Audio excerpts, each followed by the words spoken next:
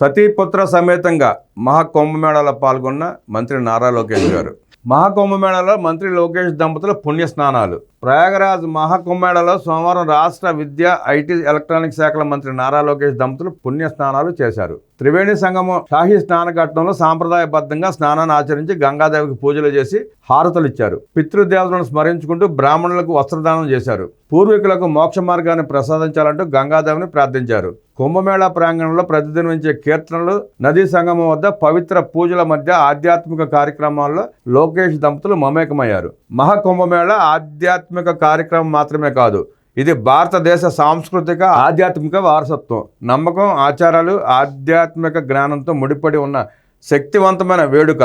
మానవత్వం, ఆధ్యాత్మికత మధ్య సంబంధాన్ని లోతుగా నాటుకుపోయిన భారత జాతి విలువలను ప్రతిబింబిస్తుంది. పవిత్ర నదుల్లో ఆచరించే స్నానం, దానం హృదయపూర్వకమైన భక్తి మోక్ష మార్గాన్ని చూపిస్తాయని కోట్లాది మంది నమ్మకం.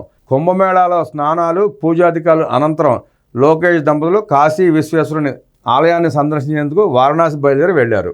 నిన్నటికి మహాకుంభమేళాలో 55 కోట్ల మంది భక్తులు పాల్గొన్నట్లు సమాచారం. నిన్న మంత్రి నారా లోకేష్ గారు ట్విట్టర్ వేదికగా జగన్ రెడ్డిని ప్రశ్నిస్తూ గత 58 సంవత్సరాలు పాలించిన ముఖ్యమంత్రులు చేసిన అప్పులకి 14,000 కోట్ల చిల్లర వడ్డీలు కడుతుంటే 19-24 వచ్చేటప్పటికి అది 24,000 కోట్లకు చేరింది. అంటే సుమారుగా 11,000 కోట్ల రూపాయల అప్పుభారం పెరిగింది ప్రజల నెత్తి మీద. అంటే 58 సంవత్సరాలు 16 మంది ముఖ్యమంత్రులు పాలించిన రాష్ట్రాన్ని, ఉమ్మడి రాష్ట్రం కావచ్చు, విభజిత ఆంధ్రప్రదేశ్ కావచ్చు, 14,000 కోట్ల రూపాయల వడ్డీలు కడితే ఒక్క జగన్ రెడ్డి పాలనలోనే అది 11,000 కోట్లు పెరిగిపోయింది వడ్డీ. అంటే వెరసి 24,000 కోట్ల చిల్లరైంది. 16 మంది చేసిన అప్పు ఒక ఎత్తు అయితే జగన్ రెడ్డి చేసిన అప్పు ఒక ఎత్తు. 16 మంది కట్టిన వడ్డీ 14,000 కోట్లు అయితే జగన్ రెడ్డి కట్టిన వడ్డీ 11,000 కోట్లు అదనంగా. అంటే 24,000 కోట్ల చిల్లర ప్రజల మీద భారం పడింది. ఏం చేశాడో ఆ దేవుడికి తెలియాలి. ఆ వార్త ఒకసారి పరిశీలిద్దాం. ఆంధ్రప్రదేశ్ రాష్ట్ర ముఖ్యమంత్రిగా వైఎస్ జగన్మోహన్ రెడ్డి సృష్టించిన ఆర్థిక విధ్వంసం అంతా ఇంత కాదని మంత్రి నారా లోకేష్ ధ్వజమెత్తారు. వైసీపీ 5 ఏళ్ల పాలనలో జగన్ రెడ్డి అన్ని వ్యవస్థలు నిర్వీర్యం చేశారని మండిపడ్డారు. ఇష్టం వచ్చినట్లు అప్పులు చేసి ఏపీ ప్రభుత్వంపై పెను భారం మోపారని ఆగ్రహించారు. ఈ మేరకు ఎక్స్ వేదికగా ట్వీట్ చేశారు. ఇందులో సీఎంగా జగన్ చేసిన అప్పులకు కడుతున్న వడ్డీలకు సంబంధించిన పత్రాలను జోడించారు. ఉమ్మడి ఆంధ్రప్రదేశ్ నుంచి గత ముఖ్యమంత్రులు చేసిన అప్పులకు కట్టే వడ్డీ కంటే 5 ఏళ్లలో జగన్ చేసిన అప్పులకు కట్టే వడ్డీలు ఎక్కువని మంత్రి లోకేష్ తెలిపారు. వైసీపీ 5 ఏళ్ల పాలనలో జగన్ రెడ్డి అన్ని కాడికి అప్పులు చేశారు. 58 ఏళ్ల పాటు ఏపీ ముఖ్యమంత్రులుగా ఉన్న అందరూ కలిసి చేసిన అప్పులపై 2019 నాటికి 11,155 కోట్లు వడ్డీగా చెల్లిస్తున్నట్లు లోకేష్ వెల్లడించారు.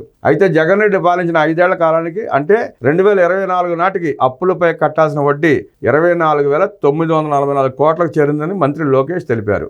దాదాపు ఏపీకి చెందిన ముఖ్యమంత్రులు అందరూ చేసిన అప్పులపై కట్టిన వడ్డీ కంటే జగన్ రెడ్డి చేసిన అప్పులపై కట్టే వడ్డీనే సుమారు 11,000 కోట్లు అధికమని వెల్లడించారు. అందిన కాడికి అప్పులు చేసిన జగన్ రెడ్డి ఎంతటి ఆర్థిక విధ్వంసం సృష్టించారో ఈ గణాంకాల నిదర్శనమని మంత్రి లోకేష్ మండిపడ్డారు. ఆయన లెక్కలతో సహా, పట్టికలతో సహా ఇంత వివరంగా ట్వీట్ చేస్తే ఇంకా ఆ కూలి, నీలి, పేటీఎంలు మరుగుతూనే ఉంటాయి. వాటి పని అదే. మీరు ఏదైనా చెప్పండి, నిజం చెప్పండి, అవి మరుగుతూనే ఉంటాయి, అబద్ధం అంటూనే ఉంటాయి. మీకు ఆయన వేసిన ట్వీట్ మీద కానీ, ఆయన చెప్పిన పట్టిక మీద కానీ అవాస్తవాలు అనిపిస్తే కాదు అంటే నిరూపించండి, లేదంటే కోర్టుకు వెళ్ళండి. మీకు కోర్టుకు వెళ్ళడం అలవాటే కదా ప్రతిదానికి. దీని మీద కూడా కోర్టుకు వెళ్ళండి. అయ్యా, ఎందుకు ఊరిని మరుగుతారు? మరుగునందులో ఉపయోగం ఉండదు. ఇది తప్ప నిరూపిస్తే మిమ్మల్ని ప్రజలు విశ్వసిస్తారు. అంతేగాని మరుగుతూ ఉంటే ఆ మరుగుతుంటే కుక్కలని పక్కకు పోతారు అంతే.